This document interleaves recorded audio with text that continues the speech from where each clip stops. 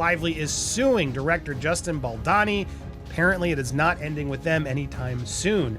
Now, before we get to these new details, let's just recap where... What I make of that is that if your wife is sexually harassed, you don't make fun of Justin Baldoni. You don't make fun of the situation. You take it very seriously. You file HR complaints. You raise the issue. What you don't do is mock the person and turn it into a joke. There's no question it relates to Justin. I mean, anybody that can watch that, the hair bun, There was bad blood there, and there was disappointment from Tim in the way he was treated. But it's Hollywood. You can't go badmouth people. And he didn't. For the record, he didn't. Internal documents have shattered the perfect image of Hollywood's most powerful couple, as Blake Lively and Ryan Reynolds face an unprecedented $400 million legal battle with director Justin Baldoni. This explosive scandal threatens to destroy not just careers, but their carefully crafted public personas. Bombshell video evidence catches Ryan Reynolds bragging about inappropriate behavior that directly contradicts his wife's legal claims. In a damning clip, Reynolds openly admitted to staring at a nursing mother for an uncomfortable length of time. I just kept on staring and staring and staring, and then I just kind of got locked into that like a time warp, Reynolds confessed with a disturbing laugh. Completely unaware this admission would later destroy his credibility. The hypocrisy is staggering. While Blake wages legal war against Baldoni for allegedly making eye contact with her while pumping milk, her own husband proudly admits to fixating on a stranger's breastfeeding session. Industry analysts call this the most blatant double standard in recent Hollywood history. This isn't a funny joke if you find it so sensitive when it happens to your wife, noted one media expert reviewing the footage. Reynolds faces zero consequences for behavior he openly celebrates, while Baldoni's entire career hangs in jeopardy over similar allegations. Ryan Reynolds is now caught talking about staring at a stranger who was feeding their baby. I just kept on staring and staring and staring, and then I just kind of got locked into that like a time warp. And it sounds so bad given Blake's complaint now. I can't even. This isn't a funny joke if you find it so sensitive when it happens to your wife. It's not funny, Ryan. This whole thing was nuts. Nothing Blake's accusing Justin of was even that bad. The one about, he burst in on me uninvited when I was breastfeeding my child. She says we should run lines together. He's like, anytime. And she's like, come on over. I'm breastfeeding the baby in the trailer, but come on over. She invited him in, and a lot of women are comfortable having someone around when they breastfeed, so it's not so weird, especially out in Hollywood, for him to assume, yeah, I guess she's fine with this because she did let him in. Ryan Reynolds comes off terribly. This shocking contradiction exposes the couple's true character behind their carefully polished public image. But the breastfeeding scandal is just the beginning. Blake's own harassment claims have left legal experts completely baffled. Court documents reveal the absurdity behind Blake Lively's central harassment claim. Sources confirm her most serious allegation against producer Jamie Heath wasn't about touching or verbal harassment.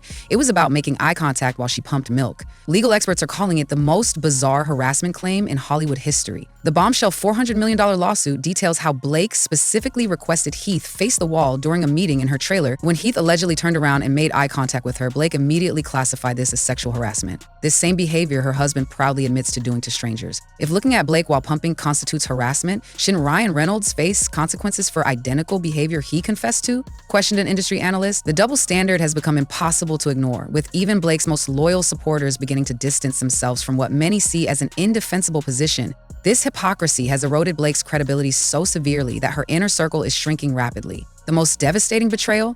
The calculated silence from her most powerful ally, who wants nothing to do with this legal nightmare. Caught me staring, and I didn't know what the appropriate facial expression was for that, so I just kept on staring and staring and staring, and then I just kind of got locked into that like a time warp. That video is a response to a question a fan had asked Ryan Reynolds, asking, if you had a time machine, which historical event would you like to go back in time to witness? This isn't just speculation or some whispered Hollywood rumor. Now Ryan Reynolds can go do this as the time event he wants to go back and revisit when he stared at a stranger doing the same thing. Wants to sue. Yeah, she says that's sexual harassment. Pick one.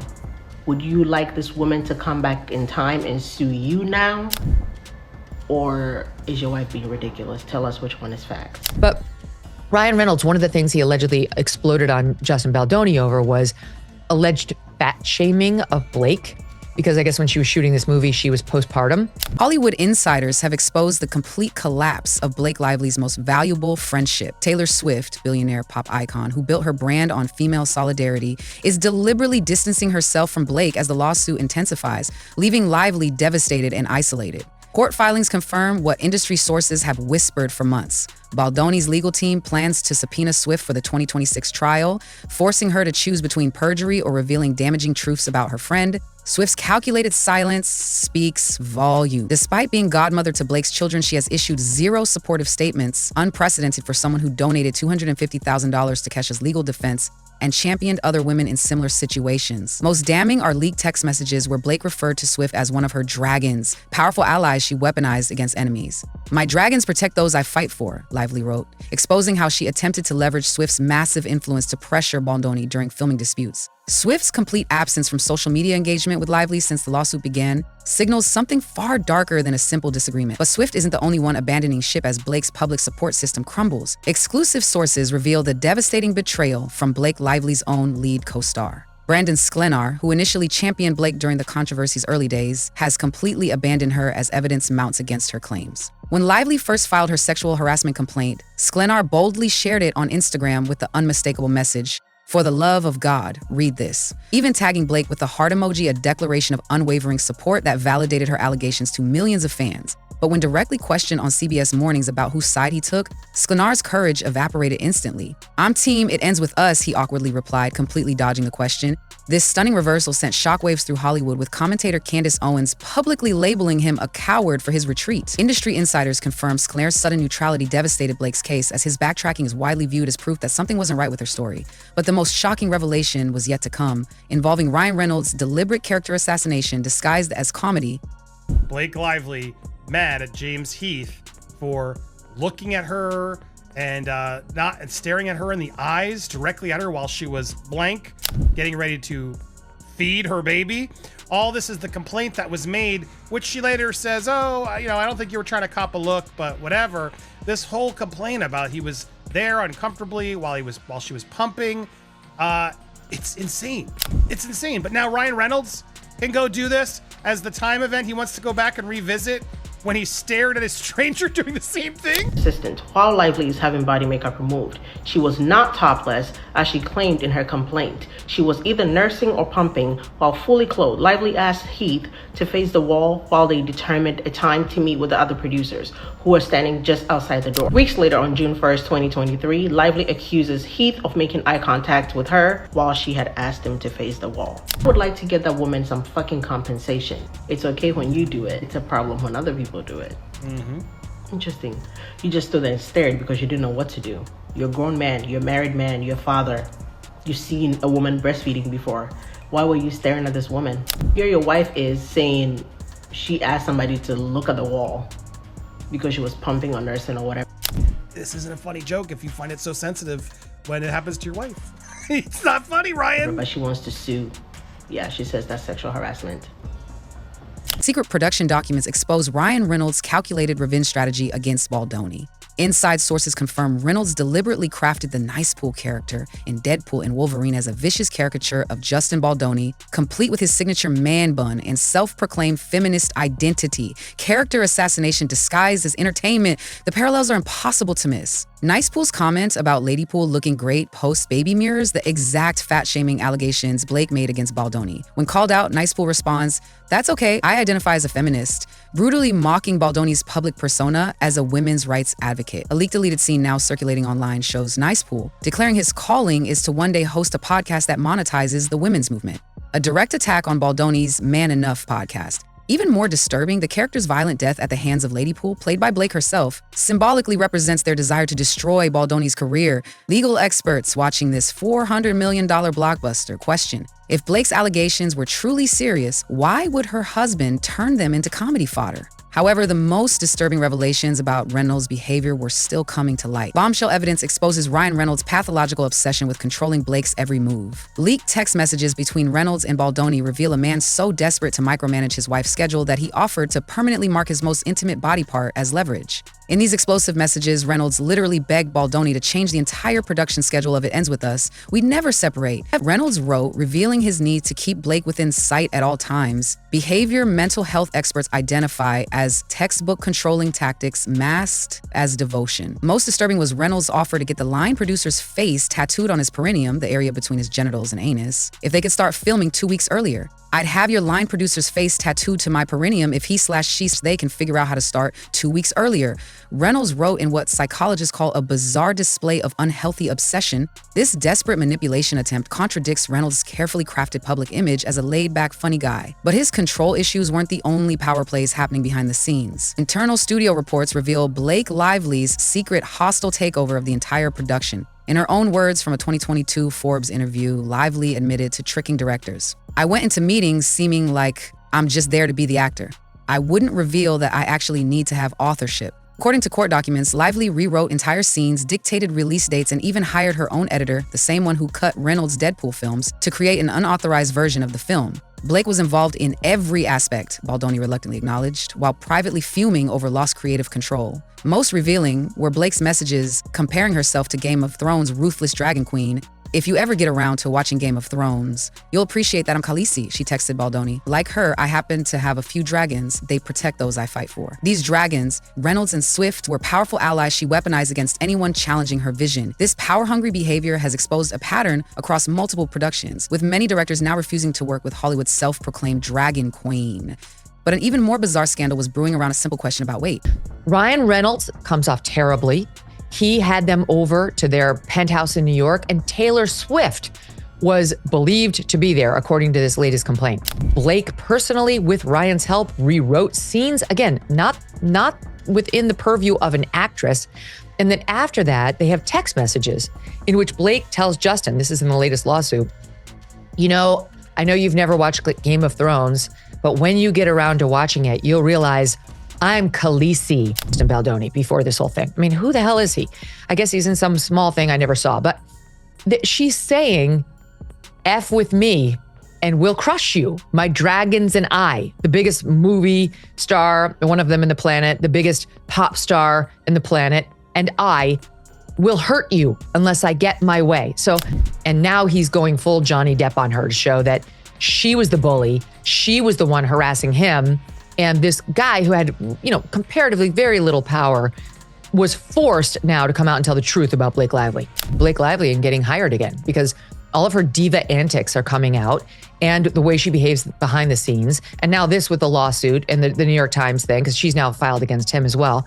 So it's a terrible move by her and them PR-wise. Well, now they've produced the text messages, Baldoni and team, in this latest lawsuit against her showing Justin being like, don't worry about any of that. We can shoot any scenes that require, exposure toward the end of the movie when, you feel better about things. This is the last thing you should have to worry about. Explosive testimony dismantles the fat-shaming allegations at the center of this $400 million lawsuit. Court records reveal Baldoni never directly questioned Blake's weight. He privately asked his personal trainer about her weight before a lifting scene due to his documented history of severe back problems, including multiple bulging discs. This private conversation made its way to Blake, who had given birth just months earlier in February 2023, leaving her feeling humiliated. But was this harassment or professional preparation for a physically demanding scene? The situation escalated when Reynolds confronted Baldoni in a rage at the couple's New York penthouse. How dare you fucking ask about my wife's weight? What's wrong with you? Reynolds reportedly shouted, despite the question being about performer safety, not body shaming. The confrontation was so aggressive that Baldoni offered repeated apologies, despite believing his question was reasonable. The fallout was immediate. Lively refused to perform the lift scene entirely, despite having already rehearsed it with a stunt double. This pattern of exaggerated accusations has become increasingly obvious to industry observers as Hollywood itself begins distancing from the couple. Industry veterans confirm Hollywood's calculated rejection of the Reynolds-Lively empire has begun. Reynolds' aviation gin, worth an astonishing $610 million after its sale to Diageo, has been completely removed from Blake's upcoming film, Another Simple Favor, a deliberate professional snub signaling the industry's changing attitude. Director Paul Feig personally made the decision to replace Reynolds' once-featured gin with his own brand, Artingstall's There's No More Aviation, Feig bluntly stated, making it painfully clear that Ryan's influence has evaporated. This movie is all Artingstall's all the time. The original film prominently featured aviation in a martini scene that boosted the brand's profile, But that profitable connection has been severed. What makes this rejection devastating is that it comes from within Blake's own project. A sequel that previously celebrated their business synergy, the Jen replacement symbolizes Hollywood's shifting power dynamic, with studios now comfortable publicly distancing themselves from the couple's brand empire. This professional freeze-out parallels their social ostracism,